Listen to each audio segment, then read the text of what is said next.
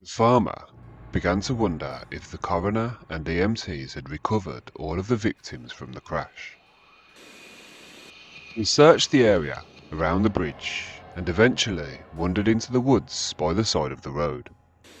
What he found there chilled him to his core. Watch until the end of this video to find out exactly what that farmer found by Brubaker Bridge. I'm your host, Severed Soul.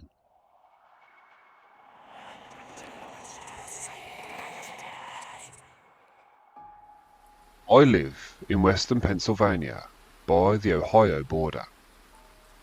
I'm a member of the International Ghost Hunters Society, and I'm writing a book about my experiences and the true life experiences of others concerning the spirit world. I've been experimenting with ghosts and music now for about 4 years. I play 19th century folk music and Civil War tunes on the mountain dulcimer. The results are fantastic. One of my first contacts with the paranormal was with Esther Hale in the Spruceville area of Beaver Creek State Park. According to Gary Winterberg, author of Scenes of Little Beaver Creek, the ghost of Esther Hale appears mostly on September 29th, St. Michaelmas Eve. I'm sure she's been sighted on many other occasions, but September 29th really seems to have a special significance. On September 29th, 1996, I travelled to the Sprucevale location with my daughter and her friend. It was nearly dark. I parked the car and waited to see if the ghost that locals had been seeing for over 100 years would appear. I checked the time when we parked up. It was 7:50 PM. We waited for about 20 minutes, not seeing anything. Then I asked my daughter, who was in the back seat, to pass my dulcimer to me. That was the first time I ever played in the dark. Well, I stumbled through a few old songs, then decided to play Amazing Grace. Just as I started into the second verse, the girl said to me at the same time, "Oh my God, there she is." I looked up to see a misty figure moving by the side of the mill. As I played, she seemed to move with the music. Soon, she was right in the middle of the road. When I played fast, she moved fast. When I played slow, she moved slow. When cars would appear from either side of the hill, she would vanish, completely out of sight. When it went dark again, she reappeared to dance for us. This was unquestionably the most awesome sight I'd ever witnessed. Since I read that she was there to meet her husband-to-be who never returned from the Civil War, I played all the Civil War era tunes I knew. The last song was The Vacant Chair. As I played and sang, "We shall meet, but I shall miss him. There will be one vacant chair." She stopped whirling in the road and started walking directly towards us. The electricity in the air was unbelievable. My hair was standing up on my arms and the back of my neck. As she came closer, we could see the features of her face. Her hair was in a roll around the back of her head. She was a very small, petite woman. As she approached us, my daughter became very uneasy. "Let's go, Mum, now, please." At that moment, I turned the headlights on, and there was absolutely nobody there. The ghost of Esther Hale had completely vanished. It was 9:10 PM, and we had interacted with the ghost of Esther Hale for nearly an hour. I've not been able to find out if Esther Hale died in the 1830s or the 1860s. The stories around here seem to differ somewhat, but she really seemed to like the music that I was playing for her. Thanks for listening to the story.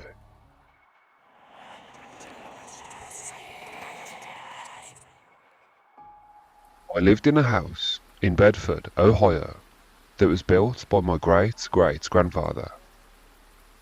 When he passed away, the house was passed down through generations. Eventually, the house was passed down to my father, and he lived there for many years. I was only 2 at the time when this particular incident occurred. I don't remember this, but my whole family says that I used to sit up in my crib and talk to someone or something, and whenever anybody would walk into the room, I'd just stop. Another incident was when I was about 6 or 7 years old. I believed my grandfather was walking around upstairs because I could hear heavy footsteps walking around in the attic. The floorboards were creaking under the pressure, as if somebody was walking around up there. My house was cornered by woods on either side. Me and my brother were in the swimming pool when we could both hear something over by the trees. We looked over and saw the dark silhouette of a man over by an old dead tree. The figure looked very, very tall and thin, with long arms and long fingers, and wearing what looked to be a top hat. We could also see that he had very dark, sunken eyes. My brother told me to get out and literally threw me out of the pool and took me over to the porch leading into the house. When we looked back, that figure was gone. We bolted into the house and locked the doors. Another experience was when my brother and his girlfriend were sitting in the living room late one night. They were about to move out in 2 days' time. His girlfriend was sleeping on the couch when my brother noticed something out of the corner of his eye. He turned to see a sphere-shaped orb moving slowly across from the bathroom to the kitchen. He said the orb had a smoke-like consistency. It stopped for a brief moment and then continued onto the kitchen. Another time, his girlfriend was alone in the house one night. It was like 2:30 in the morning.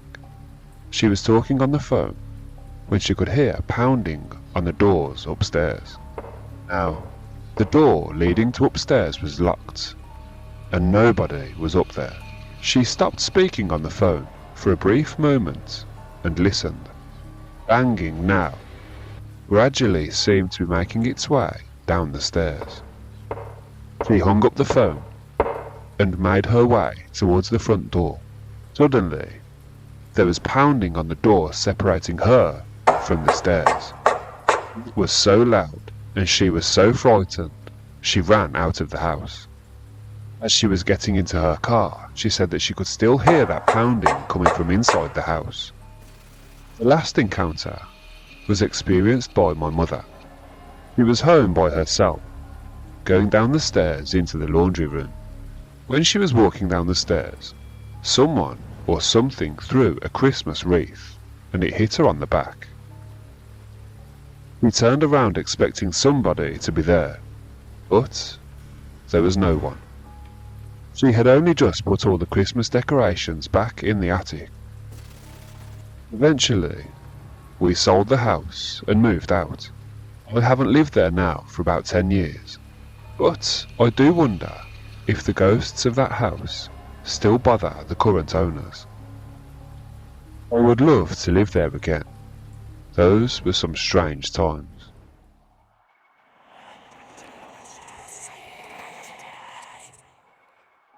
My husband and I have had roommates since we moved into our house in order to help make ends meet. At one point, we had a roommate named Patrick.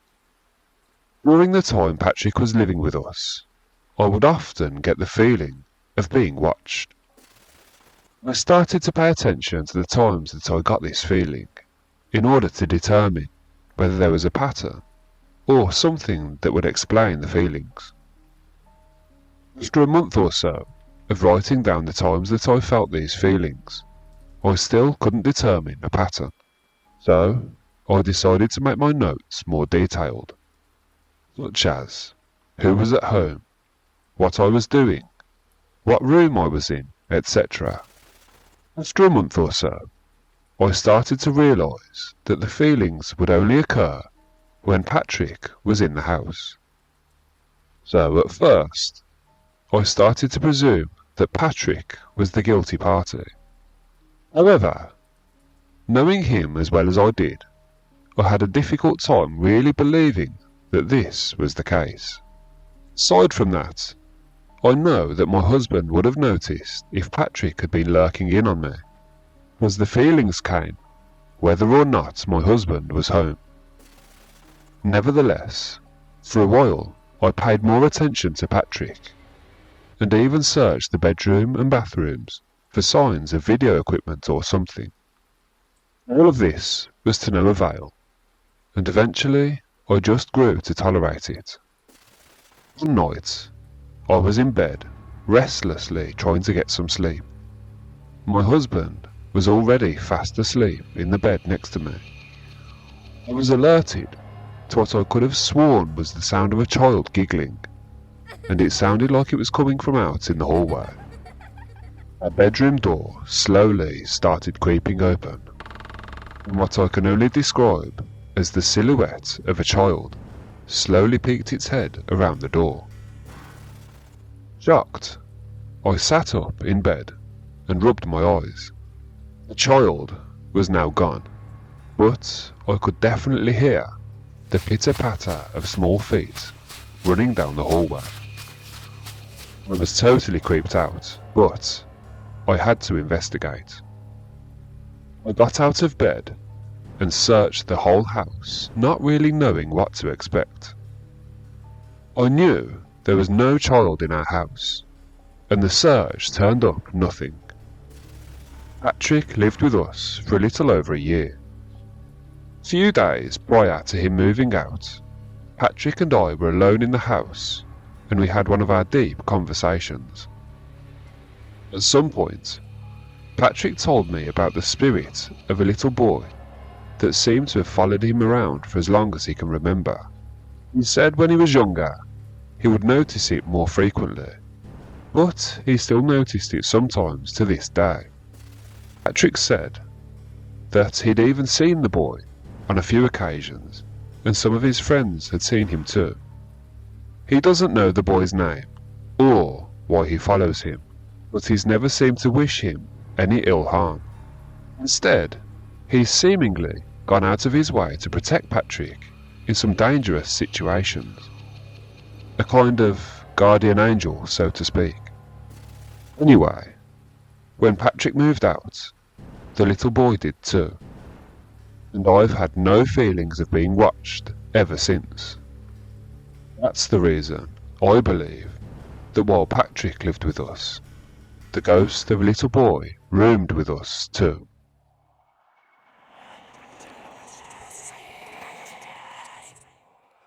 The fatal crash.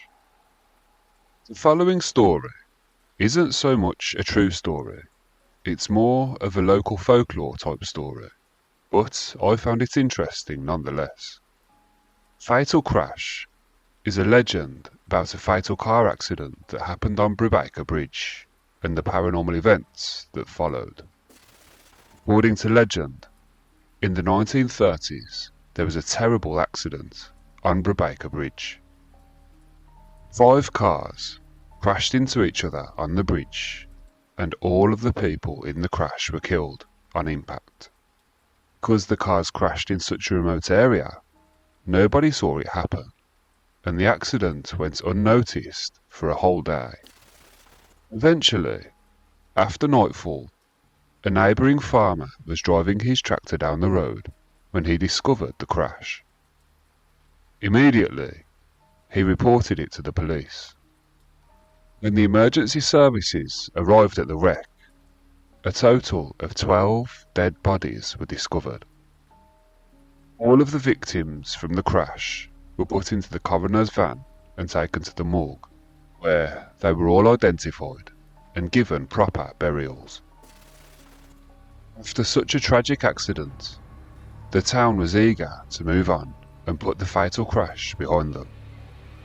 However, shortly after the accident, the farmer that originally discovered the crash reported that every time he drove across Brubaker Bridge, his tractor would suddenly lose power for no reason. He said his tractor would come to a complete stop. Then he'd hear 30 loud knocks on the side of his tractor, followed by a gurgling and hissing sound. As time went on, other locals reported similar experiences. They said they'd be driving down the road, then suddenly, as they'd cross Brubaker Bridge, their car would stall and totally lose power. This was always followed by the sound of 13 knocks on the side of their vehicle, followed by that gurgling and hissing sound, right before their car regained power and they went on their way. The farmer began to wonder if the emergency services had recovered all of the bodies from the crash. He searched the area around the bridge and eventually wandered into the woods at the side of the road. What he found there absolutely chilled him to his core. Sitting, propped up against a tree, in the snow, was the body of a man. He was frozen stiff, but the worst part about it was, his arms had been eaten by black bears, leaving only bloody stumps.